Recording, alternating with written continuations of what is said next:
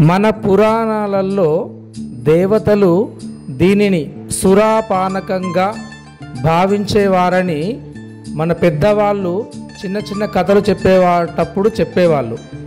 అదేవిధంగా డాక్టర్లు కూడా ఇది ఆరోగ్యానికి మంచిదని అప్పుడప్పుడు సలహాలు ఇస్తుండేవారు. సో ఏది ఏమైనప్పటికీ పల్లెటూరి పేదోళ్ళకి ఇది ఒక దివ్యామృతమని మనం చెప్పవచ్చు. పల్లెటూరి పేదింటి ప్రతి ఫంక్షన్లో ఇది ఉండి తీరాల్సిందే.